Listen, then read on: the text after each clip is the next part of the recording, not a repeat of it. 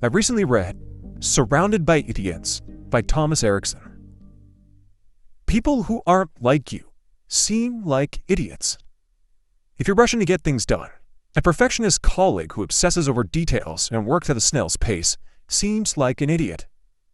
Conversely, if you value quality, someone who hastily completes tasks and makes mistakes seems like a reckless idiot.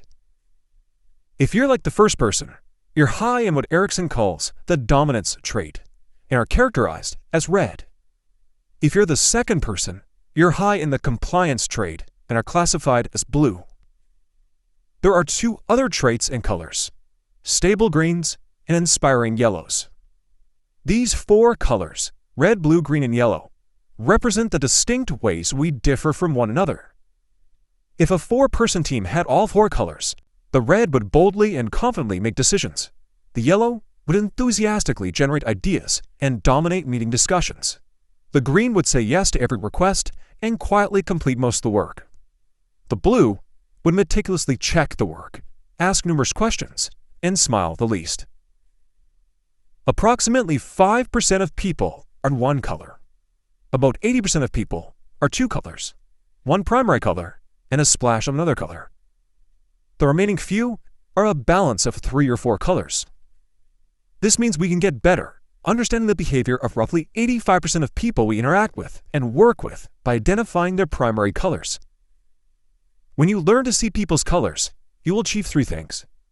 You'll be less irritated by people's behavior because you can anticipate their tendencies. You can communicate your ideas better and avoid unnecessary conflict. And lastly, you can better manage and motivate people who work for you. To activate these 3 benefits, let's explore the 4 color behavior traits in more detail. As we do this, consider where you and where people you work with might fit. First, let's create a character icon for each color. Red will be a CEO with their arms crossed. Yellow will be a motivational speaker with their arms in the air. Green will be the warm but patient therapist who's reaching out to shake your hand. And blue will be the quiet accountant with their hands in their pockets. Now let's use a chart to explain the primary differences of all 4 behavior traits. At the top of the chart, we have red on the left and yellow on the right. At the bottom, we have blue on the left and green on the right.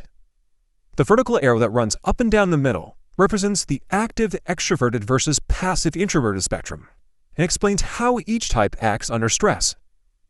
When things go wrong, reds and yellows spring into action. Reds take on more work and yellows talk to more people. Conversely, greens and blues become quieter and turn inward.